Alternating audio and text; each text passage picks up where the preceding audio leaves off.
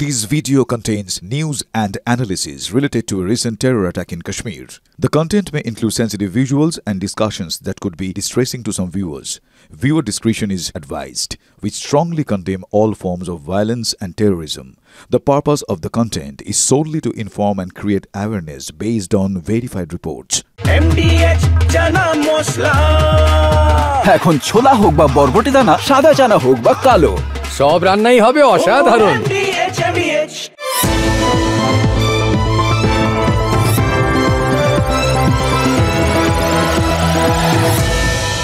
উত্তরপ্রদেশের লখন সরোজ সিনেমার প্রশান্ত চ্যাটার্জি নন, তার কাহিনীও চিত্রনাট্য নয়। আর এই সবার ওপরে ছবির চিত্রনাট্যকার নিতাই ভট্টাচার্য যা কল্পনা করতে পারেননি, যা সিনেমাতে দেখাতে পারেননি, সেটা লখন সরোজের জীবনে ঘটেছে। শুনলেন তো, প্রশান্ত চ্যাটার্জি বিনা অপরাধে জেল কেটেছিলেন, সিনেমাতে জেল কেটেছিলেন 12 বছর। আর লখন সরোজ, তিনি খুনের অপবাদ মাথায় নিয়ে ঘুরেছেন 48 বছর।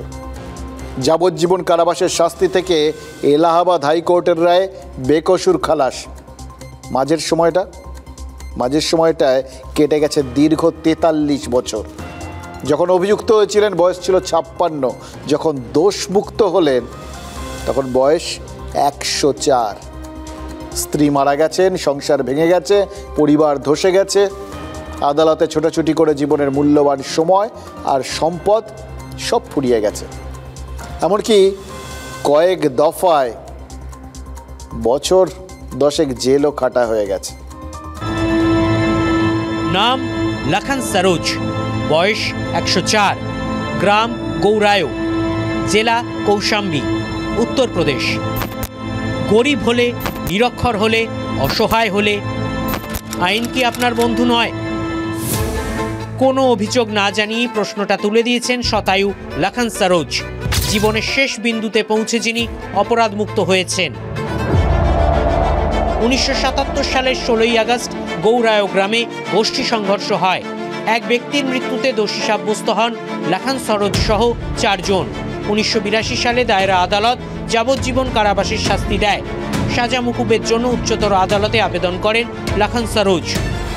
ইতিমধ্যে অন্তর্বর্তী জামিনে মুক্ত হন লখন সরোজ, কিন্তু খুনির অপবাদ থেকে মুক্ত হননি। এলাহাবাদ হাইকোর্টে বারবার ধাক্কা খেতে হয়েছে নিরক্ষয়, অসহায়, গরিব মানুষটাকে। আদালতে শুনানির তারিখ পেতে বারবার হয়রান হতে হয়েছে লখনকে। বারবার উকিল বদল হয়েছে, টাকা খরচা হয়েছে, কাজ হয়নি। শুনানির তারিখ পেলেও নিরক্ষর লখন আদালতের সমনের মানে বোঝেননি। এই কারণে 2015 সালে জামিনের শর্ত ভাঙায় তাকে ফের গ্রেফতার হতে হয়। 2018-এ আবার জামিনে মুক্ত হন লখন সরোজ। 2024 সালে নতুন করে শুনানি শুরু হয়, লখন ফের গ্রেফতার হন। অবশেষে 2025 সালের 2 মে পর্যাপ্ত প্রমাণের অভাবে লখনকে বেকসুর ঘোষণা করে এলাহাবাদ হাইকোর্ট, কিন্তু দোষমুক্তির পরেও বঞ্চনা। এলাহাবাদ হাইকোর্টের রায় জেলে পৌঁছতে 20 দিনের বেশি সময় লেগে যায়। 22 মে জেল থেকে মুক্ত হয়ে পরিবারে ফেরেন লখন সরোজ। লখন সরোজ বিনা দোষে 3 দফায় জেল খেটেছেন। রাষ্ট্র কি তাঁকে ক্ষতিপূরণ দেবে? 48 বছর ধরে খুনির অপবাদ মাথায় নিয়ে ঘুরেছেন। রাষ্ট্র কি লখনের সেই ক্ষতিপূরণ করতে পারবে? লখনের হার না মানা লড়াই, নাকি আইন ও বিচার ব্যবস্থায় দীর্ঘসূত্রিতা? লখনের কাহিনী থেকে কি বার্তা পাবে ভবিষ্যৎ ভারত? 1998 সালে ওই গাড়ি চাপা মামলায় 2015 সালে দোষী সাব্যস্ত হন অভিনেতা সলমন খান। সেদিনই হাইকোর্ট থেকে জামিন পেয়ে গেছিলেন, আর 6 মাসের মধ্যে বেকসুর খালাস। সলমন খানের পাশাপাশি এই লখন সরোজের মামলাটা একটু রাখুন তো। বেকসুর খালাস হওয়ার পরেও মুক্তি পেতে 20টা দিন কেটে গেল। কারণ হাইকোর্টের রায় জেল পর্যন্ত পৌঁছয়নি। এবার আমরা কেন দুজনকে নিয়ে আলোচনা করছি সেটা নিয়ে ভাবছেন তো? কারণ আমরা মানে আমি, আপনি, আমরা সবাই সাধারণ মানুষ। আমরা যখন এই সরোজের মতো হতভাগ্য, তখন তো আমাদের এটা নিয়ে আলোচনা করতেই হবে, তাই না? হ্যাঁ, সবাই হয়তো আমরা ওই লখন সরোজের মতো হতভাগ্য নই। আমাদের পরিস্থিতি লখন সরোজের মতো আপাতত নয়, কিন্তু হবে না এরকম গ্যারান্টি আছে কি? ঠেকায় পড়লে যে কি হবে সেটাই তো বিলকুল বুঝতে পারছি, বিলক্ষণ বুঝতে পারছি। দেখুন, আইন আদালত তো দূরের কথা, থানার নাম শুনলেই তো আপনার আমার বুক ধড়ফড় করে। তাহলে আমাদের মাঝে সলমন খানকে যদি অনুব্রত মণ্ডলের নাম করে কেউ রাগ করবেন নাকি? বীরভূমের বাঘ এমন একজন লোক যার কথা শুনলে নাকি থানার বড়বাবুদের বুক ধড়ফড় করে। বিরোধীরা বলেন এই ভদ্রলোককে চটাবেন না, কখন চড়াম চড়াম বাজিয়ে দেবেন কেউ কিচ্ছু বলতে পারবেন না। তাই জন্যই তারা এটা বিশ্বাস করেন বলেই নাকি দীর্ঘ সময় ওই বীরভূমে তার আশেপাশে কেউ ভোট করানোর সাহস দেখাননি। লখন সরোজ 48 বছর আইনের নাগাল পাননি, আর বীরভূমের আইন রক্ষকরা 5 দিন হয়ে গেছে অনুব্রতর নাগাল পাননি। দুটো কিন্তু অলমোস্ট একই রকম, কারণ সাধারণ মানুষের ক্ষমতা সীমিত। তাতে যদি আইনের নাগাল পেতে এতদিন সময় লাগে, তার যা অভিঘাত। বিরাট ক্ষমতাবান আইন রক্ষকরা যদি 5 দিন ধরে কোনো ব্যক্তির হাতের নাগালে থাকা ব্যক্তির নাগাল না পান, তাহলে তারও তো একই রকম অভিঘাত। কেন কেন নাগাল পাননি ভাবছেন তো? ভগবান কি নিদ্রা গিয়েছেন? গোলযোগ কি সইতে পারেন না? কেন ভগবান নিদ্রা গেলেন? কারণ ডাক্তার লিখে দিয়েছেন বেড রেস্ট। ভগবানের ঘুম ভাঙিয়ে কেউ রেস্ট ইন পিস হতে চান না, তাই কথা বলো না, কেউ শব্দ করো না। কিন্তু আমরা রেস্টলেস ফিল করছি, জানেন তো। মাথার মধ্যে হিংটিং ছট প্রশ্নগুলো খালি কামড়াচ্ছে, এক মহা জ্বালাতন। তাই সেই কথাগুলো বরঞ্চ আজকে বলেই ফেলি, যে কথাগুলো না বললেই নয়।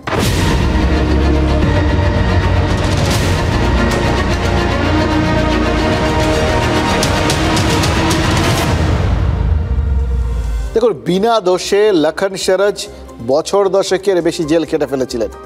কেন? মূল কারণ তো একটাই, তিনি সাধারণ মানুষ। সাধারণ মানুষকে ঠকানো সোজা।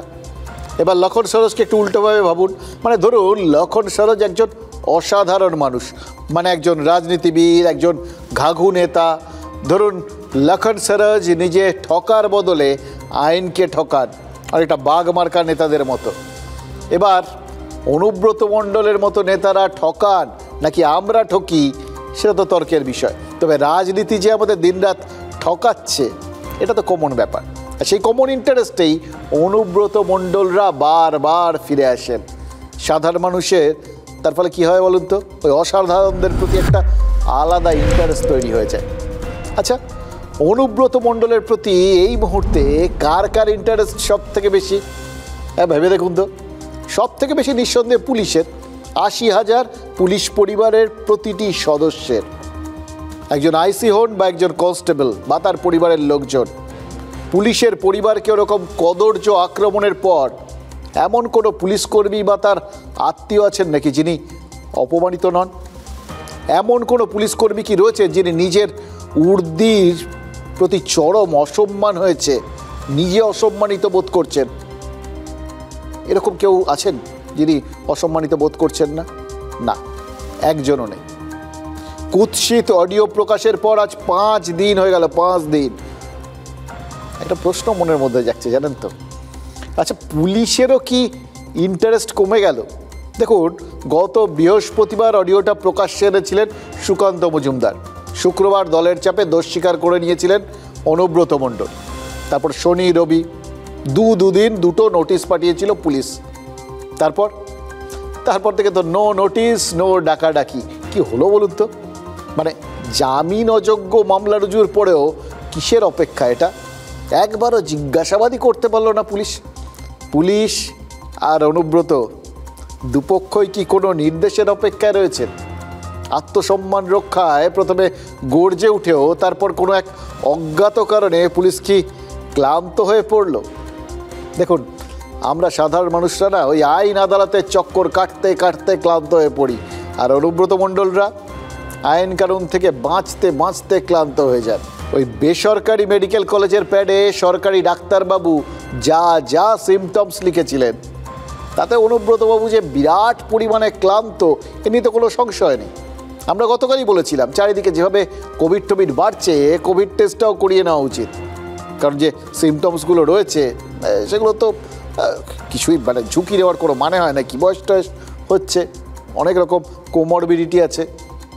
দেখুন, নিঘাত তিনি না বললেই নয়টা খুব মন দিয়ে দেখেছেন, না হলে আমাদের ভালো না বাসলেও আমাদের সাজেশনটা শুনেছেন শুনছি করোনা টেস্ট করাবেন। পজিটিভ হলে পুলিশের অপেক্ষা আর একটু দীর্ঘ হবে। ওই ডাক্তার হিটলার চৌধুরীর সৌজন্যে দিন 5 বেড রেস্ট হয়েছে, এবার করোনা কনফার্ম হলে আরও দিন 10 বিনা বাধায় ওই বেড রেস্টের মেয়াদ বাড়বে। আর এই মাঝের সময়টায় সবাই অপেক্ষায় থাকবে। কিন্তু অপেক্ষাটা কিসের? অনুব্রতর অনুগামী এক ছাত্রনেতা সোশ্যাল মিডিয়ায় পুলিশকে থ্রেট দিয়েছিলেন। দল এই রকম কাজকর্ম একদম সমর্থন করে না। অনুব্রতর ক্ষেত্রে বলেছে কড়া অবস্থান নিয়েছিল, ক্ষমা চাইয়ে দিয়েছিল, নাহলে শোকজ করবে বলেছিল, ক্ষমা চেয়ে নিয়েছে, তাই শোকজ টোকজ কিছু করতে হয়নি। এক্ষেত্রেও একই রকম বিরোধিতা করেছে। আচ্ছা, অনুব্রত আর সেই অনুগামীর মধ্যে কি কোনো তফাতই নেই? আছে তো বটেই, বিলক্ষণ আছে। অনুব্রতকে দল ক্ষমা চাইতে বলেছে, আর টিএমসিপির সেই জেলা সভাপতিকে সঙ্গে সঙ্গে সাসপেন্ড করে দেওয়া হয়েছে। এবার খেয়াল করে দেখুন, ছাত্র নেতাকে সাসপেন্ড করা মানে দলের হাত তুলে নেওয়া। দল হাত তুলে নিতেই পুলিশ ডেকে পাঠিয়েছে। ওই অনুব্রতর অনুগামীকে পুলিশের কাছে যেতে হবে। মানে নেতাকে না পেলেও নেতার অনুগামীকে পেতে খুব একটা সমস্যা নেই। দুধের স্বাদ কি ঘোলে মেটাবে পুলিশ? দেখুন, অনুব্রতর দলগত শাস্তি হয়নি। কেন হয়নি? ক্ষমা চেয়ে নিয়েছেন বলে। আরও কিছু কারণ থাকতে পারে, সেগুলোর একটা ইঙ্গিত তো আজ পেলাম। মানে সব ঠিক থাকলে কাল ফিরবেন অভিষেক বন্দ্যোপাধ্যায়। অনুব্রতকে নিয়ে অপেক্ষাটা কি সেখানেই? মানে রাজনীতির খটকা এটা একমাত্র কারা সলভ করতে পারে জানেন তো? রাজনীতিবিদরা। আজ অধীর চৌধুরী বলেছেন অনুব্রত নিয়ে সিদ্ধান্ত নিতে অপেক্ষার পালা চলছে। অনুব্রতর মতো একজন লড়াকু নেতা, তো সিদ্ধান্ত নেওয়াটা তার মানে কত কঠিন একবার ভাবুন তো। করোনার বদলে বলে দাও ভাই আমাকে হাজির করো না, দিদি আগে না ভাইপো আগে, খোকাবাবু আগে, সেটাকে ঠিক হোক। অনুব্রতের বিরুদ্ধে ব্যবস্থা খোকাবাবু নিতে পারে না দিদি নিতে পারে সেটা সবাই জানে। খোকাবাবু ফটর ফটর করবে, দিদি ধমক পড়বে, চুপ করে যাবে। দিদি আছে ততদিন অনুব্রতরা আছে। দিদির আশ্রয় প্রশ্রয় এরকম কত কেসটা, ফাটা কেসটা, গোটা কেসটা ঘুরে বেড়াচ্ছে বাংলায়, তার কোনো ঠিক নাই। সিবিআই যখন তাকে রিমান্ডে নিয়েছিল, আসানসোল কোর্টে নিয়ে গেছিল, জেলে রেখেছিল, তখন এই পুলিশই একটা ফলস কেস দিয়ে তাকে সিবিআইয়ের হাত থেকে ছিনিয়ে নিয়ে এসেছিল, বোলপুরে রেখেছিল কোর্টে। তো পুলিশের তো একটা পাওনাই আছে। তোমরা যদি তাদের তাঁবিদারি করবে তো তোমাদের সঙ্গে চাকর বাকরের মতো ব্যবহার করবে। পশ্চিমবঙ্গ পুলিশের দুর্ভাগ্য বলা যায়, আমাদেরও দুর্ভাগ্য। দেখুন, দিলীপ ঘোষের কাছে যেটা দুর্ভাগ্য সেটাই কি অনুব্রতর সৌভাগ্য? গরু পাচারের অভিযোগে তিনি তিহারে গেছিলেন, এখন জামিনে মুক্ত, কিন্তু অভিযোগ থেকে তো মুক্ত নন। অভিযোগের মুকুটে বরং নতুন নতুন পালক জুড়ছে নিত্যদিন, কিন্তু মুকুট নিয়েই তো কারাকারি, ওটাই তো আসল। কাজল শেখ এখনও কিন্তু অনুব্রতর বিরুদ্ধে স্পিকটি নট, চুপ নেই অবশ্য, মানে তার বিরুদ্ধে না বললেও মুখে সেলোটেপ নেই। আজ একটা মিছিল করেছেন। মিছিলের এজেন্ডা কি? বিশ্বকে বার্তা দিয়ে ফিরছেন অভিষেক বন্দ্যোপাধ্যায়, তাই বিশ্ব বাংলায় স্বাগত জানিয়ে মিছিলটা শক্তি দেখানোর। আর এজেন্ডাটা ওটা সম্ভবত অপেক্ষার। তিনি আসবেন এবং এসেই কাঁচি ধরবেন। দেখুন, কাজল শেখ এমন কোনো অপেক্ষার কথা প্রকাশ্যে স্বীকার করেননি, সেটা তো স্বাভাবিক। কিন্তু তার অনুগামীরা, যা মনে হচ্ছে পুলিশের মতো অপেক্ষায় রয়েছেন কাজল শেখের অনুগামীরাও, একে একে সব মুখ খুলছেন। অনুব্রত তো শুধু পুলিশ নন, দলের নেতা কর্মীদেরও নাকি চমকেছেন। এটাই তো ওই বীরভূমের নেতারা এক এক করে বলতে শুরু করেছেন। দেখে শুনে একটা কথা মনে হচ্ছিল জানেন তো, ওই জাহাজ ফুটো হলে, তলায় যখন ফুটো হয়ে যায়, জল ঢুকতে শুরু করে, তখন সবার আগে ঝাঁপ দেয় কে? ইঁদুর। কারণ বিপদের আভাসটা সবার আগে ইঁদুরই পায়। ছোট মেজো সব নেতাই এখন মুখ খুলতে শুরু করেছেন, কারণ কোনো একটা তাদের মনে হচ্ছে যে অনুব্রতর কপালে কি সিদ্ধান্ত নাচছে সেটার একটা আভাস তার মানে তাদের মনে রয়েছে। কিছু একটা পেয়েছেন তারা, বীরভূমের নেতারা পেয়েছেন মনে হচ্ছে জানেন তো। আজ সিউড়ি 2 নম্বর ব্লকের তৃণমূল সভাপতি তিনি তো বিস্ফোরণ ঘটিয়ে দিয়েছেন, বলেছেন দলের নেতাদের বিরুদ্ধেই বিদ্রোহের নির্দেশ দেওয়া হতো, আর না শুনলে কপালে হুমকি, ওই যে হুমকির খানিকটা ওই অডিও টেপের মাধ্যমে আপনারা শুনেছেন। তার মানে কথা না শুনলে যে থ্রেট দেওয়ার থ্রেট কালচারটা সেটা সার্বজনিক। দেখলেন তো, কথায় কথায় আবার সেই থ্রেট কালচার চলে এলো। পুলিশ কিন্তু এগুলো শুনে সমব্যথী হতে পারে। আসলে উন্নয়নের মডেলে খেলা চলছিল তো, মনে হচ্ছে দল সেই খেলাটা একটু থামাতে চাইছে। সত্যি কি তাই, নাকি খেলাটার একটু নিয়ন্ত্রণ চায়? এটা কিন্তু লাখ টাকার প্রশ্ন, কারণ দল শুধু ক্ষমা চাইতে বলেছে, এখনো শাস্তি দেয়নি। এবার অভিষেক বন্দ্যোপাধ্যায় এলে কি হবে কেউ জানে না। অধীর চৌধুরীর কথা ধরলে কিছু একটা হলেও হতে পারে। মানে সব মিলিয়ে মিশিয়ে পরিস্থিতিটা একটা অদ্ভুত। পুলিশ, জেলা তৃণমূল, অনুব্রত, তিনটে পক্ষ, আর তিনটে পক্ষই এখন এক সারিতে দাঁড়িয়ে, এবং তিনটে পক্ষই একই কাজে ব্যস্ত। সবাই যে যার মতো অপেক্ষায় রয়েছে। কারুর সবুর সইছে না, আবার কেউ কেউ ভাবছে সবুরে মেওয়া ফলবে। রাজু মুখার্জিকে থ্রেট করে কি বলা হয়েছিল? কিরে রাজু, সোজা লাইনে আসবি না জীবনটাকে বিলীন করে দিতে চাস? উদ্দেশ্যটা তো বোলপুর যেভাবে আমাকে মাথা নিচু করতে বলেছিল তাদের কাছে আমি তা হইনি। বিভিন্ন আমাদের যারা অঞ্চল প্রেসিডেন্ট আছে, যারা নেতারা আছে, তাদেরকে বিভিন্নভাবে একটা থ্রেট করা হচ্ছিল বা ভয় দেখানো হচ্ছিল যে নুরুল ইসলামের সঙ্গে থাকা যাবে না, এরকম একটা ব্যাপার তো চলছিল। এই ধরুন একদম হয়েছিল, বোলপুর থেকেই বলা হয়েছিল ডেকে যে আমরা যে বলছি ব্লক প্রেসিডেন্টের এগেইনস্টে বিদ্রোহ করতে, তুমি সেখানে শরিক হও, তা না হলে তোমার লাইফটা স্পয়েল হয়ে যাবে, ইত্যাদি ইত্যাদি নানা রকম ভয় দেখানো হয়েছে। দীর্ঘদিন আমাদের মাননীয় মুখ্যমন্ত্রীর খুব ঘনিষ্ঠ বৃত্তে আছেন। অনুব্রত মণ্ডলের বিষয় আর আমার বিষয় সম্পূর্ণ আলাদা তাৎপর্য রয়েছে। হুমায়ুন কবিরের বক্তব্য আর অনুব্রত মণ্ডলের বক্তব্যের সঙ্গে আকাশ পাতাল তফাৎ রয়েছে, পার্থক্য রয়েছে। কি দিনকাল বললো বলুন তো, মানে এলাকার নেতারাই এখন তার বিরুদ্ধে মুখ খুলছেন। মানে পুলিশের জন্য যাবতীয় যা যা যদি দরকার পড়ে তারাই হয়তো এনে হাজির করে দেবেন, এবং সেখানেই শেষ নয়। শুনলেন তো হুমায়ুন কবিরের কথা, অনুব্রত মণ্ডলের সঙ্গে তাকে একই আসনে বসানো হচ্ছে দেখলেই তার কিছুতেই পছন্দ হচ্ছে না। তার কি মনে হচ্ছে লেভেলটা এক নয়, নাকি অনুব্রতর চটিতে পা গলানোর কথা এখন কোনো নেতাই ভাবতে পারেন না, তার ছায়াটাও সবাই এড়িয়ে চলতে চাইছেন? তাহলে অনুব্রত মণ্ডল কি একা হয়ে গেলেন? সেজন্যই কি তিনি হাজিরা এড়িয়ে যাচ্ছেন? তার কি ভয় রয়েছে যে তাকে পুলিশ এই অবস্থায় গ্রেফতার করতেই পারে গেলে? দেখুন, আমরা নয়, সাধারণ মানুষের মনেই তো এই প্রশ্নগুলো গিজগিজ করছে। অনুব্রত মণ্ডলকে গ্রেফতার করা হয়েছে কি না তা জানতে চেয়ে পুলিশ কন্ট্রোল রুমে সাধারণ মানুষের ফোন আসছে রেগুলার, সংবাদ মাধ্যমে সেই খবর হচ্ছে। এবার অনুব্রত মণ্ডলের অপরাধ কি, তাতে গ্রেপ্তারির প্রয়োজন আছে কিনা, আইনগত কোনো সংস্থান আছে কিনা, গ্রেপ্তার করা হলে জামিন পেতে অসুবিধা হবে কিনা, এই প্রশ্নগুলোই এখন অপ্রাসঙ্গিক। যেটা প্রাসঙ্গিক সেটা হলো আইনের হাত কি ওই নিচুপট্টির দোতলা পর্যন্ত পৌঁছবে? কেন্দ্রীয় এজেন্সি কিন্তু ঠাকুরগড় থেকে তুলে নিয়ে গেছিল, রাজ্যের পুলিশ অ্যাটলিস্ট সদর দরজা পর্যন্ত পৌঁছবে কি? এবার ঠাকুর ঘরে বসে থাকা ওই মানুষটার দিক থেকে বিষয়টা ভাবুন তো। ওষুধ খেয়েই হোক বা ওই এআইয়ের কারসাজি, যে কারণেই হোক, কালী সাধক নারী জাতিকে কি মনে করে একটা বক্তব্যগুলো রেখেছেন, ওই অডিও থেকেই তো সেটা পরিষ্কার হয়ে গেছে। গ্রেফতার হলেই জামিন পাওয়ার গ্যারান্টিটা তাহলে আর নেই নাকি? ভাবুন তো, শিব ঠাকুর মণ্ডলের মামলায় দুবরাজপুর থানায় বীর দর্পে ঢুকে গেছিলেন, কিন্তু বোলপুর থানায় যাওয়ার সময় সেই আত্মবিশ্বাসে ভাটা পড়ছে নাকি? এটাও কিন্তু একটা বার্তা যাচ্ছে, বাঘের গলা দিয়ে আর হালুম বেরোচ্ছে না, যেটা বেরোচ্ছে সেটা একটু মিহিস্তরের কিছু, বাঘের আত্মীয় স্বজনের মতো। না, পুলিশ গ্রেপ্তার করতে না চাইলে আপনি কীভাবে গ্রেপ্তার করবেন? হাজিরার সাথে কি সম্পর্ক? বাড়ি থেকে গিয়ে তো তুলে আনতে পারে, আনছে না কেন? পুলিশ গ্রেপ্তার করবে না, পুলিশের সেই সাহস নেই, সৎ সাহস নেই।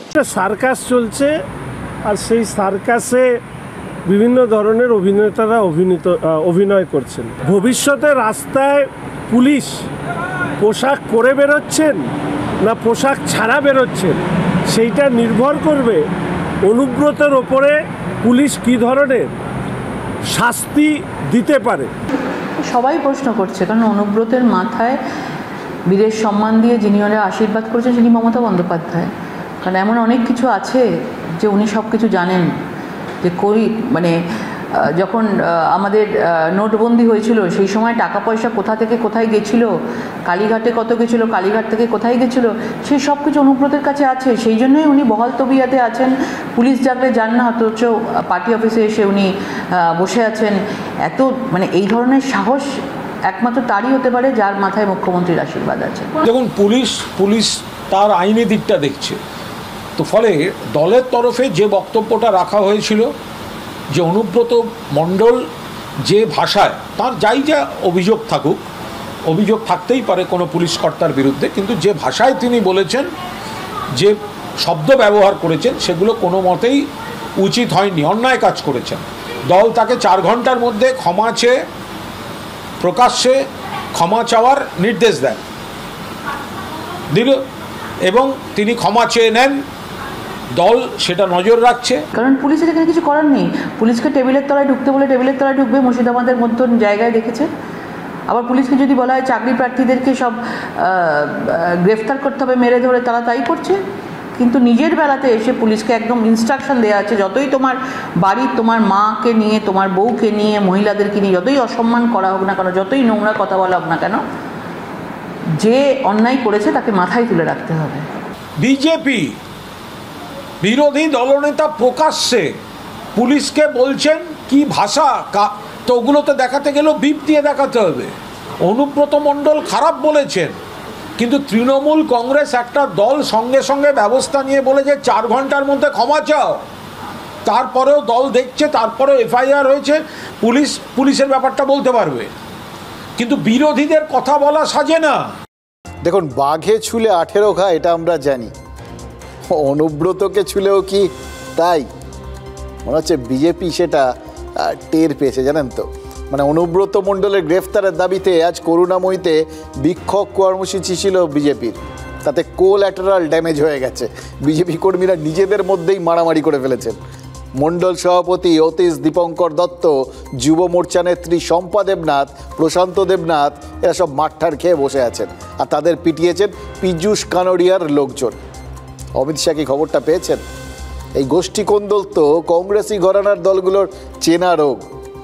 বিজেপির তো রাজনৈতিক বিকল্প দেওয়ার কথা, ধরনটাও অন্য, রাস্তাটাও অন্য, সবটাই তো অন্য ঘরানা হওয়ার কথা। নাকি ওই কংগ্রেস, তৃণমূল কংগ্রেস থেকে রেটে লোকজনকে আমদানি করতে করতে ওখানকার বৈশিষ্ট্যগুলোকেও নিজের দলের মধ্যে আমদানি করে বসে আছে। ভাবার বিষয়। কিন্তু এভাবে নিজেদের মধ্যে মারামারি করে আহত হলে 2026-এ বুথ রক্ষা করার জন্য কাউকে তো থাকতে হবে। তখন সবাই অবস্থিত আহত হয়ে থাকলে বুথটা রক্ষা করবে কে? এদিকে অমিত শাহ বঙ্গবাসীকে বলছেন যে বাংলা বিজেপির হাতে না গেলে দেশের নিরাপত্তা বিঘ্নিত হবে। যে পার্টি রাজ্য আর দেশকে রক্ষা করবে বলে দাবি করছে, তাদের কর্মীদের রাস্তার মোড়ে লাথালাথি করতে দেখলে সেটা লোকজনের ভালো লাগবে না, সেটা ভালো বিজ্ঞাপন হবে। নেতাদের প্রতিশ্রুতি তো ওই রাস্তার মোড়ে গিয়ে দেখেছি কীরকম যেন এলোমেলো হয়ে যাচ্ছে। নেতাজি ইন্ডোর স্টেডিয়ামে কেন্দ্রীয় স্বরাষ্ট্রমন্ত্রী অমিত শাহ প্রতিশ্রুতি দিয়েছিলেন, ভোটার তালিকার থেকে যাদের নাম কাটার অভিযোগ উঠেছে তারা যেন দুশ্চিন্তা না করে। সিএর ফর্ম ফিল আপ করলেই কেন্দ্র নাগরিকত্ব দিয়ে দেবে, কিন্তু তার আগে তো ফর্মটা ফিল আপ করতে হবে। ওই মতুয়াপাড়ার মোড়ে গিয়ে দেখবেন সেখানে লোকজন অন্য কথা বলছে। मेरे पास हमारे शांतनु जी आए थे 4 दिन पहले। उन्होंने कहा, अमित भाई, सारे हिंदू शरणार्थियों को मतदाता सूची से काटने का नोटिस मिला। मैंने शांतनु जी को कहा है, डरिए मत, जिसको नोटिस मिले सीए का एप्लीकेशन करा दे, मैं उनको नागरिकता देने का काम। ममता की नोटिस से किसी को डरने की जरूरत नहीं है। मोदी जी ने सीए का कानून इसलिए लाया है कि हमारे शरणार्थी भाइयों को मताधिकार मिले, अधिकार मिले। আমাদের সেই দিদি মুখ্যমন্ত্রী উনি কি করছে, বাংলাদেশের কে থেকে কারা এখানে আসছে তাদের বেছে বেছে ভোটগুলো, হিন্দুদের ভোটগুলো কাটছে। আজকে কালকে যে আমাদের এখানে যে অমিত শাহজি মিটিংটা করলো বা আমাদের যে উদ্দেশ্যে কথা বলে গেল যে যদি আপনাদের ভোটার কার্ড কেটে দেয় আপনারা নিশ্চিন্তায় থাকুন, শুধু সিএর যে ফর্মটা ফিল আপ করে ওই কাগজটা কাছে রাখুন, এর থেকে তো আসা যাওয়ার কোনো জায়গা নাই। উনি নিশ্চিত থাকতে বলছেন, কিন্তু আবেদন করতে গেলে বাংলাদেশের ডকুমেন্টস ছাড়া আপলোড হচ্ছে না। যে 3 কোটি মানুষ এসছে কম বেশি দেশভাগের পরে, তাদের 70% মানুষের কাছে পূর্ব বাংলার ডকুমেন্টস নেই। ফলে বাংলাদেশের ডকুমেন্টস আপলোড না করলে যখন ফর্ম ফিল আপ হচ্ছে না, আমরা নিশ্চিন্তে কি করে ফর্ম ফিল আপ করবো? এটা একটা বড় কোশ্চেন। এই সুবিধা 70% মানুষ বাস্তবিক পাচ্ছে না। আমরা একটা নির্দিষ্ট সময় অবধি দেখবো, তারপরে কিছু না হলে তো আমাদের সেই আন্দোলন করা ছাড়া তো আর কোনো রাস্তা নেই। সমস্যা তো আমরা দেখতে পাচ্ছি না শুরু হয়েছে, কারণ সীমিত লোকের কাছে ডকুমেন্টস আছে, 70% 75% লোকের কাছে ডকুমেন্টস নেই। তাহলে তারা কি করবে? এটা যদি আমাদের কেন্দ্র সরকার বলে দেন তাহলে আমরা খুব উপকৃত হই, যারা মতো আছেন তারা খুব উপকৃত হবে। আমার চোখের সামনে কয়েকজন করেছে, তারা পাননি। একবার বলেছিলেন যে কোনো মন্দিরের বা কোনো সংস্থার থেকে কোনো ডকুমেন্টস নিয়ে যদি সিএ ব্যাপারে ফর্ম ফিল আপ করা হয় তাহলে সেটা অ্যাকসেপ্ট হবে, কিন্তু হয়নি। দেখুন, অমিত শাহ যখন বলেছিলেন তিনি নিশ্চয়ই জানেন যে এরকম কিছু না কিছু সমস্যা আছে, এবং তারপরেও তিনি যখন বলেছিলেন নিশ্চয়ই কিছু না কিছু ভেবেই বলেছিলেন। এবার সেটা তো তাহলে স্থানীয় বিজেপি নেতাদের তাদের তো দায়িত্ব ছিল সেটা এই মানুষজনকে বোঝানো। নরেন্দ্র মোদী তিনি কয়েকদিন আগে এক কংগ্রেস নেতাকে উদ্ধৃত করে একটা মজার কথা বলেছিলেন, মনে আছে? ভারতের রাষ্ট্র শাসনের অধিকাংশ সমস্যাই নাকি শেষ হয়ে যাবে যদি দুটো শ্রেণীর মানুষ নিজেদের স্বভাব পরিবর্তন করে। যদি রাজনীতিকরা না বলতে শেখেন আর আমলারা হ্যাঁ বলতে শেখেন। দেখুন, বাংলাদেশ থেকে আসা হিন্দু শরণার্থীরাও তো এই হ্যাঁ আর নায়ের সমস্যাতেই পড়েছেন। রাজনীতিকরা বলছেন কোনো সমস্যা নেই, বাংলাদেশ থেকে নথি আনতে না পারলেও চলবে, শুধু নিজেকে শরণার্থী ঘোষণা করে দরখাস্ত দিলেই হবে, সেটাই মেনে নেওয়া হবে। কিন্তু বাস্তবিক ক্ষেত্রে আবেদনকারীরা বলছেন ওয়েবসাইটে অরিজিনাল ডকুমেন্ট না দিলে ফর্মটাই তো ফিল আপ করা যাচ্ছে না, আপলোড করা যাচ্ছে না। এবার রাজনীতিকরা হ্যাঁ বলেছেন, আমলারা হ্যাঁ বলেননি। এই হ্যাঁ আর না এর সংশয় কিন্তু সংসদেও হতে পারে। ইন্ডিয়া ঐক্য আজ দিল্লিতে বৈঠক করেছে। বৈঠকে যোগ দিয়েছিলেন কংগ্রেসের জয়রাম রমেশ, দীপেন্দর হুডা, সমাজবাদী পার্টির রামগোপাল যাদব, তৃণমূল কংগ্রেসের ডেরেক ওব্রায়ন, শিবসেনার সঞ্জয় রাউত, আরজেডির মনোজ ঝা, মানে মোটামুটি সবাই আর কি। তৃণমূলও আছে, ভাবুন, তৃণমূল কংগ্রেস সবাই আছে, মানে জমজমাট ইন্ডিজোট। এই 16টা রাজনৈতিক দল প্রধানমন্ত্রীকে সংসদের বিশেষ অধিবেশন ডাকার আবেদন জানিয়ে চিঠি লিখেছে। ওই অপারেশন সিঁদুর নিয়ে বিশেষ অধিবেশন ডাকতে হবে, তার কি হয়েছে, কিভাবে হয়েছে, ক্ষয়ক্ষতি কী হয়েছে, মানে বিবিধ তাদের মনের মধ্যে প্রশ্ন রয়েছে, সেই প্রশ্নগুলোর উত্তর চাই। সেই জন্যই সংসদের এই বিশেষ অধিবেশন ডাকার আর্জি। আর এই চিঠিতে প্রথম স্বাক্ষরটা রাহুল গান্ধীর, তারপর অখিলেশ যাদব, তারপর তৃণমূলের অভিষেক বন্দ্যোপাধ্যায়, রাজ্যসভা লোকসভার বাকি সাংসদরাও স্বাক্ষর করেছেন। এবার এই দুটোর মধ্যে মানে দেখুন, এই যে আবেদনটা করা হলো সেখানে বিষয়গুলোর মধ্যে দুটো বিষয় তো তুলবেন। কোন দুটো বিষয় তুলবেন? এক, পাকিস্তান ভারতের ক্ষয়ক্ষতি করার যে দাবি তুলছে সেটা কতটা সঠিক, আর দুই, সিজফায়ার কোন শর্তে হলো। এই দুটোই তো মেন ইস্যু, এটা নিয়েই তো যাবতীয় প্রশ্ন। মার্কিন প্রেসিডেন্ট ডোনাল্ড ট্রাম্প 15 দিনে 13 বার দাবি করেছেন যে তিনি ভারত আর পাকিস্তানের মধ্যে পরমাণু যুদ্ধ থামিয়েছেন, এবং শুধু এমনি থামাননি, একদম বাণিজ্য বন্ধ করে দেওয়া হবে ভারতের সাথে বা পাকিস্তানের সাথে। এই হুঁশিয়ারি দিয়েই ভারত আর পাকিস্তানকে সিজফায়ারে রাজি করিয়েছেন। এটা নিয়েই তো কেন্দ্রকে প্রশ্নের মুখে ফেলতে চায় বিরোধীরা। সংসদের লাইভ টেলিকাস্ট হয়, ভারতের বিরোধীরা কেন্দ্রকে যে আক্রমণ করবেন, এই আক্রমণগুলো সেখানে হলে সেটা তো পাকিস্তানের হাতে অস্ত্র হয়ে যেতে পারে। এটা কিন্তু আরেকটা দিক, এর বাইরেও আরেকটা দিক আছে। রাহুল গান্ধী আজ মধ্যপ্রদেশের ভোপালে সিজফায়ারে মার্কিন হস্তক্ষেপ নিয়ে কেন্দ্রকে বেশ ঝাঁঝালো ভাষায় আক্রমণ করেছেন, কিন্তু তারই দলের 2 সাংসদ শশী থারুর আর সলমান খুরশিদ তারা তো সংসদীয় দলের সঙ্গে বিদেশে গিয়ে সিজফায়ার নিয়ে বলেছেন পাকিস্তান অনুরোধ করেছিল বলেই ভারত সিজফায়ারে রাজি হয়েছে। তার মানে রাহুল গান্ধীর বক্তব্যের সঙ্গে তার দলেরই বক্তব্য মিলছে না। মানে ভবিষ্যতে যখন ইন্ডি জোট ওখানে গিয়ে কিছু কথা বলবে তখন তাদের মধ্যেও সব বক্তব্য মিলতে নাও পারে, মানে আবার সেই হ্যাঁ এবং না এর দ্বন্দ্ব। बीजेपी आरएसएस वालों को अब मैं अच्छी तरह जानता हूं, इन पर थोड़ा सा दबाव डालो, थोड़ा सा धक्का मारो, डर के भाग जाते हैं ये लोग। जैसे उधर से ट्रंप ने एक इशारा किया, फोन उठाया, कहा मोदी जी क्या कर रहे हो, नरेंद्र सरेंडर, और जी हजूर करके नरेंद्र मोदी जी ने ट्रंप के इशारे का पालन किया। आजादी के समय से सरेंडर वाली चिट्ठी लिखने की आदत है, एक सेकंड में थोड़ा सा दबाव पड़े भैया ये लो। That the peace followed a request from the Director General of Military Operations of Pakistan, who called his Indian counterpart at 3:35 p.m. in the afternoon, and we didn't take very long to say yes, because we had never wanted a long war. We had made it very clear on the 7th of May. Now it's complete hogwash for anyone to say that we called them first. Why would we call them first? Who was at the receiving end by the time that the calls were made? It is more than clear to everybody that the call came from the DGMO of Pakistan, and it came to the DGMO of India, and we stopped. आपको एक समय याद होगा जब phone call नहीं आया था, 7th fleet आई थी, 71 की लड़ाई में 7th फ्लीट आई थी, हथियार आए थे, एयरक्राफ्ट कैरियर आया था। इंदिरा गांधी जी ने कहा मुझे जो करना है मैं करूंगी। कांग्रेस पार्टी सरेंडर नहीं होती है। गांधी जी, जवाहरलाल नेहरू, सरदार पटेल ये सरेंडर वाले लोग नहीं हैं, ये सुपर पावर से लड़ने वाले लोग हैं। দেখুন রাহুল গান্ধী ঝাঁঝালো আক্রমণ করেছেন, সেটা তো হওয়ারই ছিল, যদিও বলতে গিয়ে তিনি নেহরু ঠেরু এদের সবার কথা বলেছেন, ওই অবধি চলে গেছেন।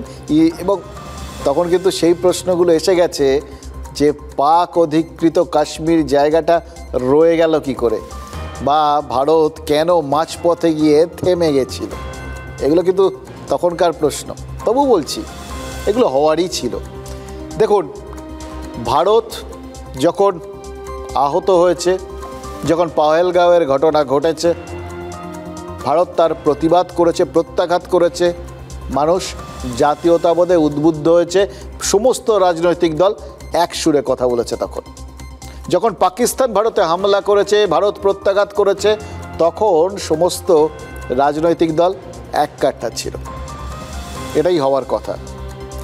কিন্তু রাজনৈতিক দলগুলোও জানতো এবং বিজেপিও জানতো এর পরের ফেজটা তখন কিন্তু আর অপারেশন সিঁদুরের না, অপারেশন সিঁদুরকে নিয়ে রাজনীতির হবে। কারণ সেনারা যেখানে থামেন সেইখান থেকেই তো রাজনীতিকরা হাঁটা শুরু করেন।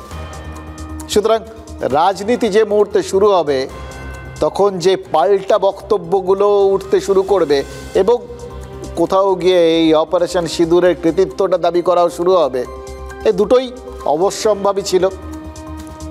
ফলে কেউ যে তখন আর অন্য কোনো কিছু মাথায় রাখবেন না, চোখের সামনে শুধু রাজনৈতিক প্রতিপক্ষকেই দেখবেন, এটা সবাই জানতেন। সেই জন্যই কি নরেন্দ্র মোদী এই সংসদীয় দলের হয়ে তার দলের শুধু লোক না, তার সঙ্গে এই বিরোধীদের সবাইকে পাঠিয়ে দিয়েছেন, যাতে বিরোধীরাই ওখানে গিয়ে দেশের কথা বলতে গেলে তো দেশের কথাই বলবেন, তার কথাই বলবেন, অপারেশন সিঁদুরের কথাই বলবেন। ফিরে এলে তারাই তাদের বাকি কাউন্টার পার্ট, মানে এক্ষেত্রে ধরুন যেরকম শশী থারুর বা সলমান খুরশিদ, তারা রাহুল গান্ধীর বিপক্ষে কথা বলছেন, সামনাসামনি বক্তব্য দুটো রাখলে এ তো সম্পূর্ণ বিপরীতমুখী হয়ে যাচ্ছে। রাজনীতি কিন্তু অনেক, মানে শতরঞ্জ বলে না, এটা অনেক দূরের অনেকগুলো চাল আগের থেকে ভেবে নেয়। এই দেখে শুনে সেই রবি ঠাকুরের কথা মনে পড়ে যাচ্ছে, তোমার হলো শুরু আমার হলো সারা, গানটা রবি ঠাকুরের। কিন্তু আপাতত এই গানটাই পাকিস্তানি নেতা নেত্রীদের শুনিয়ে শুনিয়ে গাইতে পারেন শশী থারুর, অভিষেক বন্দ্যোপাধ্যায় বা আসাদউদ্দিন ওয়াইসিরা। কারণ সিঁদুরের ছিটে কিভাবে পাকিস্তানের চোখ করকর করছে, সেটা দুনিয়ায় রাষ্ট্র করে আমাদের সংসদীয় প্রতিনিধি দল ফিরেছেন। হ্যাঁ, এখানে রাজনৈতিক তরজা তো শুরু হয়ে গেছে। তার আগে ওনারা ওনাদের দায়িত্ব পালন করেছেন এবং যেভাবে পালন করেছেন তাতে বললাম তো গোটা বিশ্বের দরবারে পাকিস্তানের স্বরূপ সুন্দরভাবে তারা তুলে দিয়ে এসছেন। এবার পাকিস্তানি সাংসদরা কি করছেন? তারাও বিদেশ সফর শুরু করেছেন। আমাদের দেশ থেকে বিভিন্ন দলের সাংসদরা যেরকম বিভিন্ন দেশে গেছিলেন, তেমনি পাকিস্তানের প্রধানমন্ত্রী বিদেশে পাঠিয়েছেন তার দেশের সাংসদদের। আর সেই সুযোগে মিস্টার বিনের একটা পুরনো দৃশ্য সোশ্যাল মিডিয়ায় ভাইরাল হয়ে গেছে।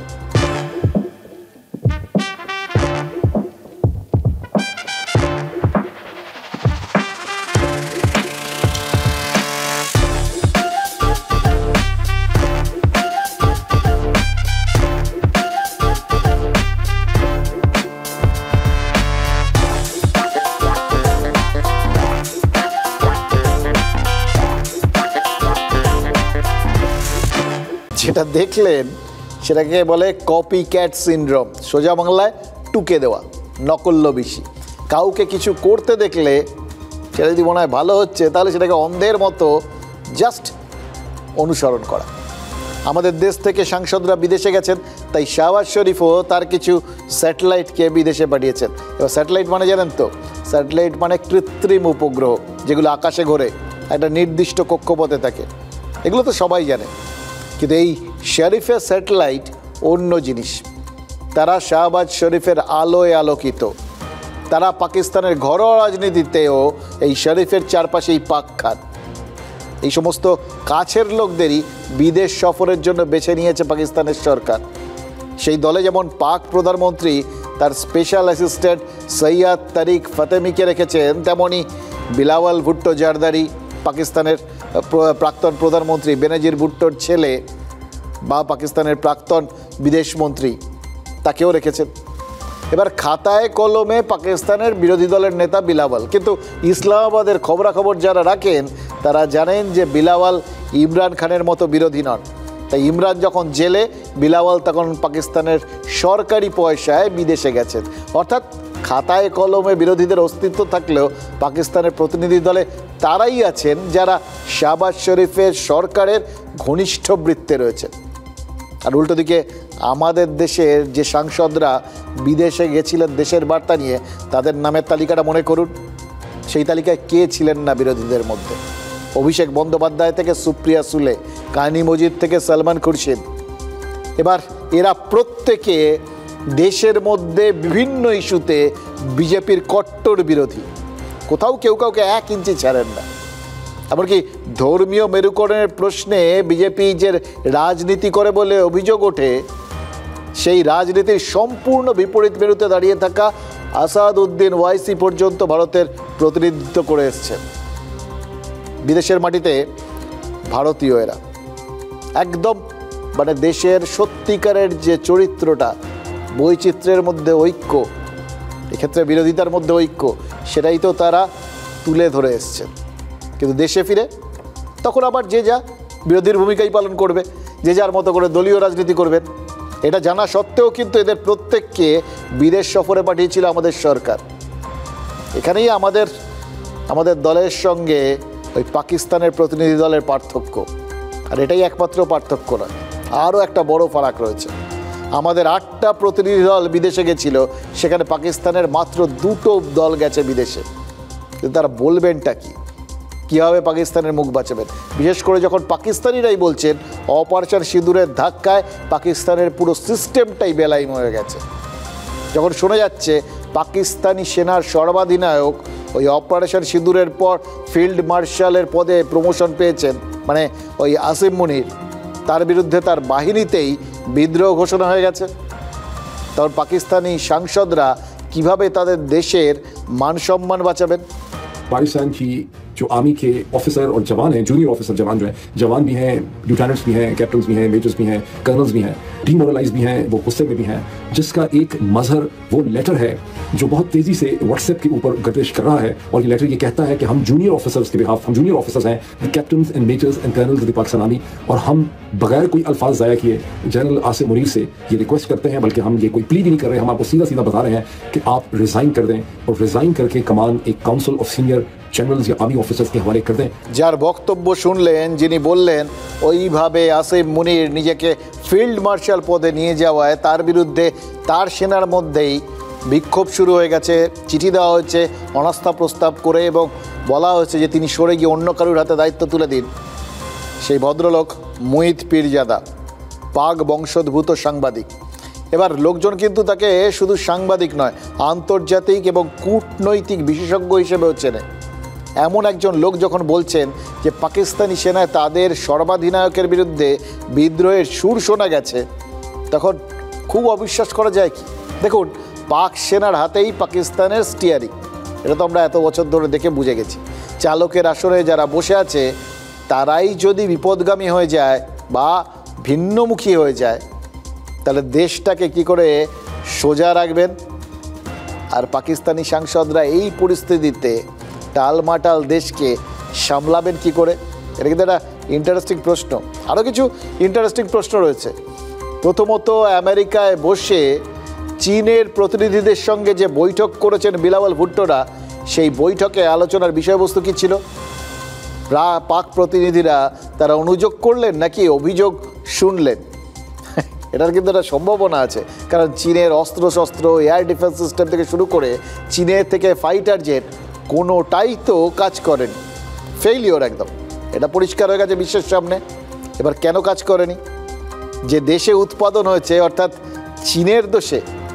তারা ওই চীনা মাল পাঠিয়েছিল, এরকম ব্যাপার? নাকি যে দেশ ভারতের বিরুদ্ধে ওই সমস্ত হাতিয়ার বা যুদ্ধবিমানটা ব্যবহার করেছিল, তারা ওগুলোকে ঠিকঠাক করে ব্যবহারই করতে পারেনি? ব্যর্থতা কি পাকিস্তানের দোষে?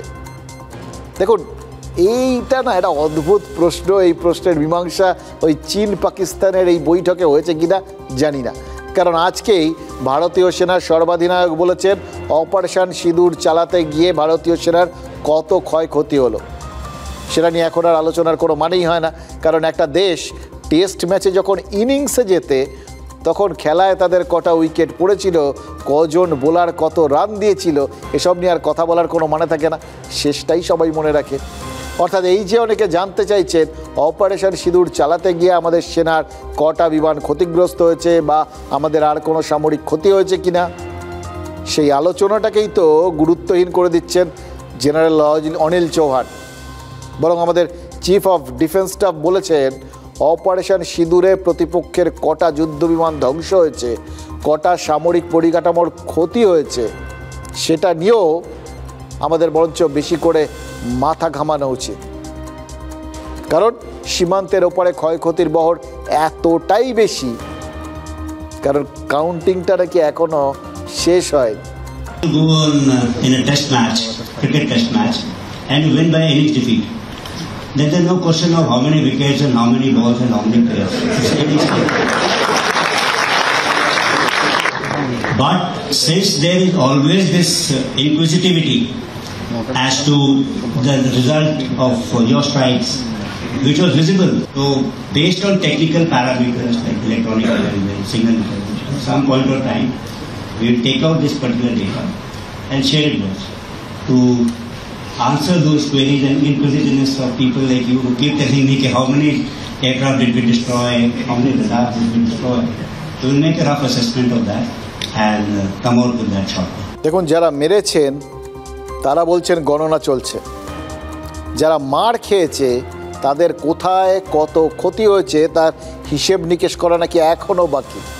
ওদিকে যারা মার খেলো সেই পাকিস্তান বলছে গণনা কমপ্লিট। পাকিস্তান সরকারের প্রকাশ করা ডসিয়ার বলছে তাদের দেশে কোথায় কী ধরনের আঘাত এনেছে ভারত। এই ডসিয়ার কাকে বলে জানেন তো? কোনো দেশ যখন তাদের অভিযোগপত্র প্রকাশ করে তখন সেই নথিকে বলা হয় ডসিয়ার। পাকিস্তান ডসিয়ার প্রকাশ করে জানিয়েছে ভারত তাদের দেশের ভেতরে মোট 29টা জায়গায় স্ট্রাইক করেছে। আর এইখানটাতেই একই সঙ্গে চমক আর রহস্য লুকিয়ে। কেন জানেন? কারণ অপারেশন সিঁদুর সফল করার পর আমাদের সেনাবাহিনী আর সরকারের তরফ থেকে যে তালিকা দেওয়া হয়েছে, সেই তালিকায় ছিল 21টা জায়গার নাম, 9টা জঙ্গি ঘাঁটি আর 12টা সামরিক পরিকাঠামোর কথা বলা হয়েছিল। এবার 9-এর সাথে 12 যোগ করুন, কত হয়? 21। মনে আছে আপনাদের?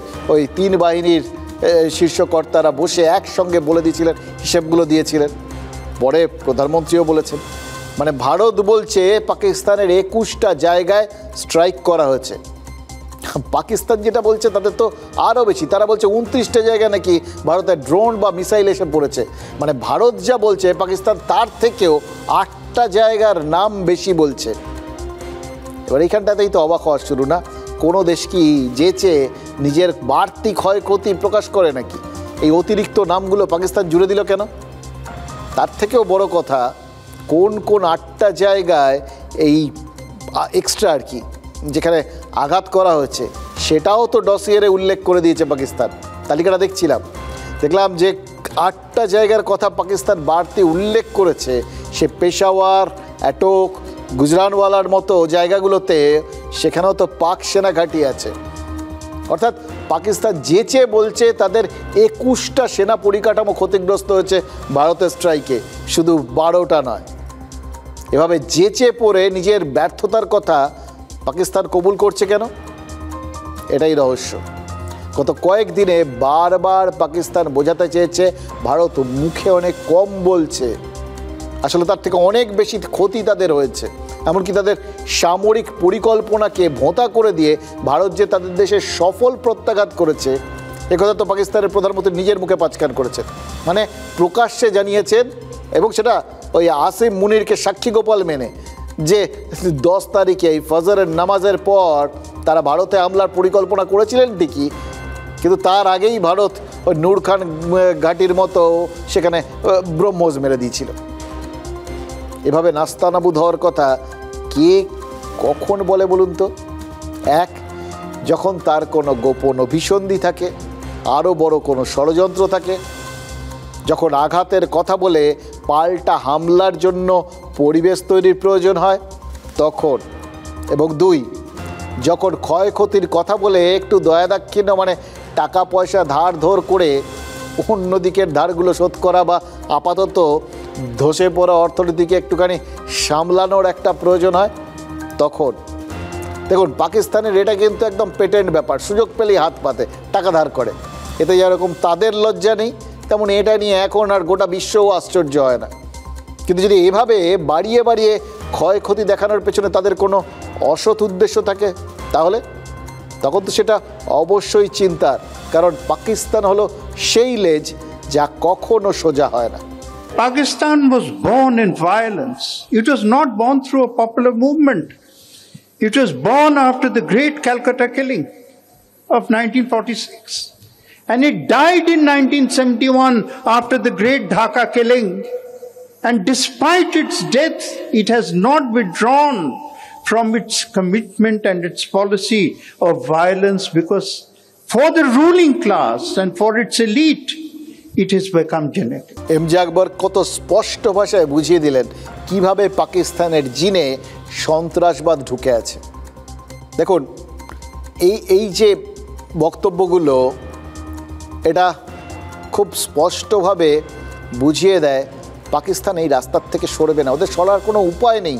কারণ ওদের জন্ম হয়েছিল সন্ত্রাসের মধ্যে দিয়ে, ওরা এই সন্ত্রাসের মধ্যে দিয়ে দুটুকরো হয়েছে, তাও ওরা সন্ত্রাসের মধ্যে দিয়ে হয়তো মরে যাবে, আরও বহু টুকরো হয়ে যাবে।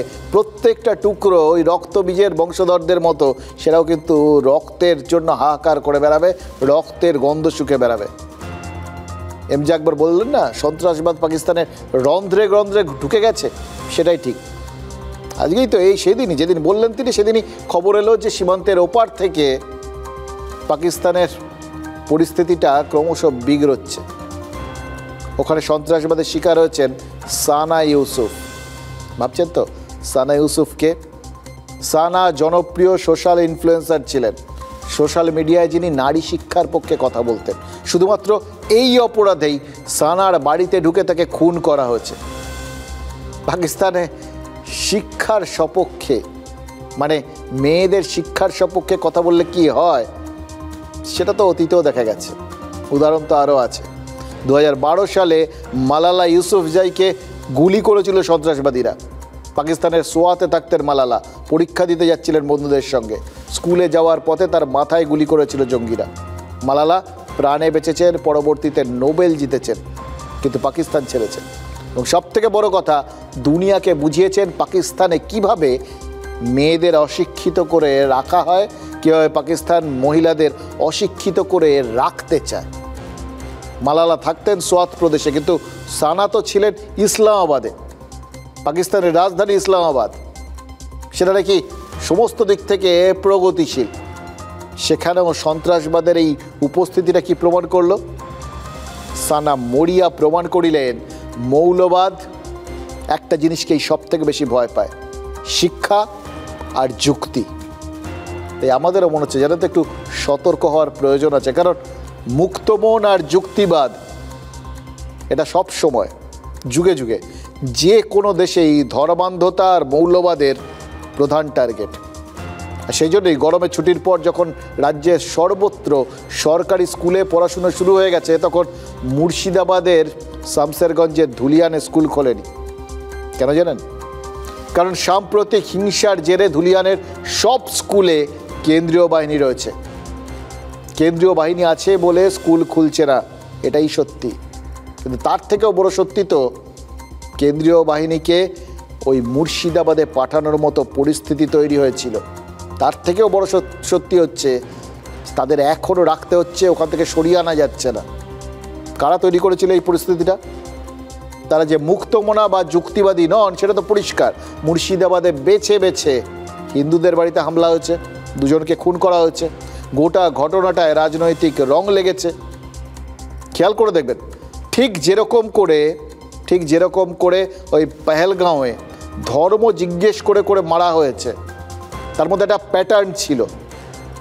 মুর্শিদাবাদেও যেরকম বেছে বেছে এইভাবে আঘাত করা হয়েছে, তার মধ্যেও কিন্তু প্যাটার্ন রয়েছে।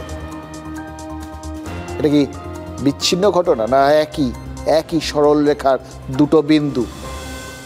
দুটো ঘটনার মধ্যেই কি একটাই উদ্দেশ্য, দেশের সাম্প্রদায়িক সম্প্রীতিকে নষ্ট করা, দেশের মধ্যে সাম্প্রদায়িক উত্তেজনা তৈরি করা, যেটা ভারতের সব থেকে বড় শক্তি, ঐক্য। বারবার মানে দেখুন, যখন বাংলাদেশে এইভাবে সংখ্যালঘু হিন্দুদের ওপর অত্যাচার হয়েছে, তখনও কিন্তু এ রাজ্যে তার প্রভাব পড়েনি, অথচ তার যথেষ্ট ইন্ধন ছিল, উস্কানি ছিল, তাও হয়নি। এটাই তো এ রাজ্যের আসল সংস্কৃতি, এখানকার মানুষজনের সত্যিকারের মানসিকতা। তাহলে কারা সেটাকে এভাবে বিগড়ে দিল? এটা কিন্তু বড় প্রশ্ন। আরেকটা প্রশ্ন উঠছে, কেন শাসক দলের নেতাদের বিরুদ্ধে হিংসায় মদদ দেওয়ার অভিযোগ উঠবে? হাইকোর্টে এর জন্য রিপোর্ট পর্যন্ত জমা পড়েছে। এটাও তো বুঝে নেওয়ার ব্যাপার। রাজনীতি ধর্মকে নির্ভর করছে না, ধর্ম রাজনীতি নির্ভর হচ্ছে।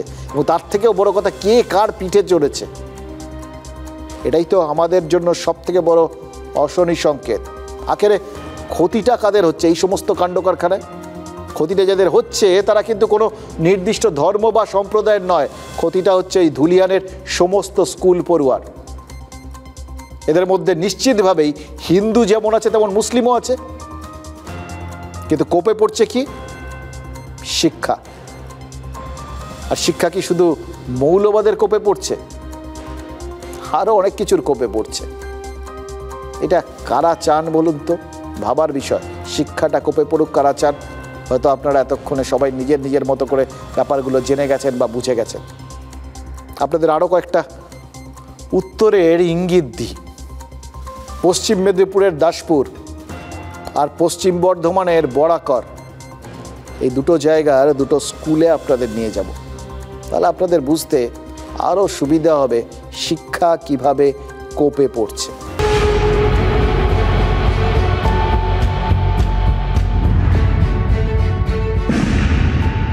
পশ্চিম মেদিনীপুরের দাসপুর 1 নম্বর ব্লকের সরবেরিয়া 2 নম্বর গ্রাম পঞ্চায়েতের এসএসকে স্কুল। আগে যেখানে ক্লাস চলত এখন সেখানে দুধের বড় বড় ক্যান।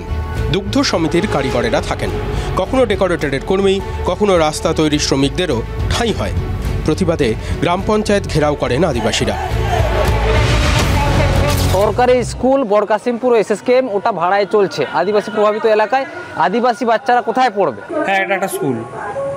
এখানে আপনারা যে আছেন মানে কি জন্য আছেন? আমাদের এটা মানে একটা দুধের একটা সংস্থা আর কি। এখানে দুধের সংস্থা চলছে তাই তো? স্কুলে স্কুল বন্ধ হয়ে গেছে। পঞ্চায়েত প্রধানের সাফাই, স্কুল ভাড়া দেওয়া নেই এটা আমার জানা নেই, তবে স্কুল ভাড়া দেওয়া হয়নি, ঠিক আছে? এটা কেউ যদি অভিযোগ করে আমি খতিয়ে দেখব। দাসপুরের গল্প শুনলেন, এবার শুনুন বরাকরের একটা স্কুলের গল্প। পশ্চিম বর্ধমানের বরাকর, সেখানকার শ্রী মারোয়ারি উচ্চ মাধ্যমিক স্কুল। বিরাট বড় দালান, 1200 পড়ুয়া আছে, কিন্তু যাদের সব থেকে বেশি থাকার কথা সেই শিক্ষক নেই। 36 জন শিক্ষক থাকার কথা স্কুলে, রয়েছেন কতজন জানেন? মাত্র 12 জন। তার মধ্যে আবার 2 জন শিক্ষক চাকরি হারিয়েছেন দুর্নীতির কারণে। ডিসেম্বর পর্যন্ত খাতায় কলমে চাকরিটা টিকে থাকলেও তারপর উপায়ন্তর না দেখে একাদশ শ্রেণীতে এবার ভর্তিই নেয়নি স্কুল। माध्यमिक पास करार आनंद ताई स्कूलेर पढ़ुआदेर मन थेके मुछे गेছে। टीसी दे रही है सर, हम लोग कहाँ जाएंगे? गरीब बच्चे हैं हम लोग सर, यहीं पे पढ़ेंगे, 5 से यहीं पे पढ़ते हुए आए हैं। 11 में एडमिशन ही नहीं हो रहा है। क्या बोल रहा है? बोल के स्कूल में टीचर नहीं है पढ़ाने के लिए, इसलिए। असहाय टीचार इंचार्ज बोलছেন 2016 सुप्रीम कोर्टेर जे भार्डिक्ट আছে সেই অনুযায়ী ডিসেম্বর অবধি দুজন 2016 এবার, তাহলে আমরা ডিসেম্বর পরে 10 জন থেকে যাব। তাহলে এই অবস্থায় মানে 11-12টা একটু চালানো একটুখানি মানে হচ্ছে। বিধানসভায় স্কুলের দুর্দশা তুলে ধরতে চান কুলটির বিজেপি বিধায়ক চিকিৎসক অজয় পোদ্দার। এটা একটা সেরা স্কুল ছিল, এখন আমি বলি 11 ক্লাসের ছেলে যে 12 ক্লাসে যাবে তারা কোথায় যাবে? গ্রামে গ্রামে স্কুল বন্ধ হচ্ছে, 10-12 এর লেখাপড়া হচ্ছে না, স্কুল বন্ধ, যে টিসি দিচ্ছে কোন হিসাবে টিসি দিতে পারে হেডমাস্টার আর স্কুলের ম্যানেজমেন্ট? অস্থায়ী শিক্ষক নিয়োগ করে ভর্তি সমস্যা কাটানোর চেষ্টায় জেলা স্কুল পরিদর্শক, কিন্তু এরকম অস্থায়ী জোড়াতালি দিয়ে রাজ্যের শিক্ষা টিকবে কিভাবে?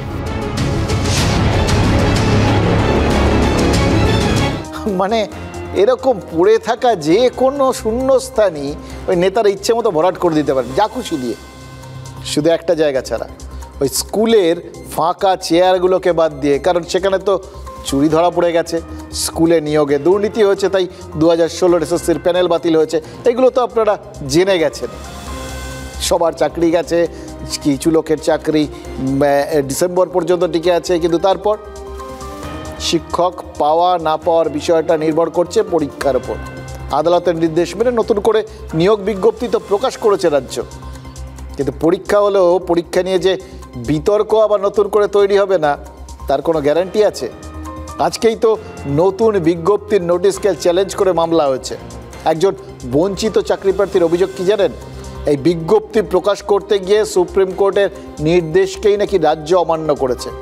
এবার দেখুন, তাদের অভিযোগ সঠিক না বেঠিক সেটা তো আদালত ঠিক করবে। কখন ঠিক করবে? শুনানি হলে, তারপর রায় হবে। কিন্তু মামলা মানেই তো তারিখ পে তারিখ, কবে মামলা শেষ হবে তার তো গ্যারান্টি নেই, এবং কটা মামলা হবে তারও তো গ্যারান্টি নেই। হয়তো সেজন্যই ভরসা রাখতে পারেননি ওই বরাকরের স্কুল কর্তৃপক্ষ। শিক্ষক পাবেন কি পাবেন না এই 7-5 ভেবে এবার ক্লাস 11-এ ভর্তিই নেননি। মনে রাখবেন, এই দাসপুর আর বরাকরের এই স্কুল দুটো জাস্ট নমুনা মাত্র।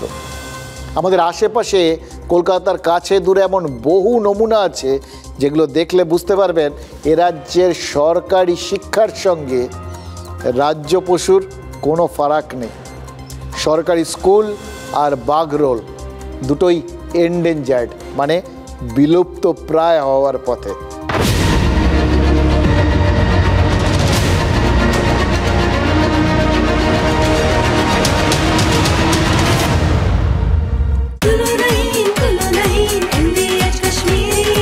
আরে কম দে কিন্তু খাঁটি দে। MDH কাশ্মীরি লাল লঙ্কার গুঁড়ো। MDH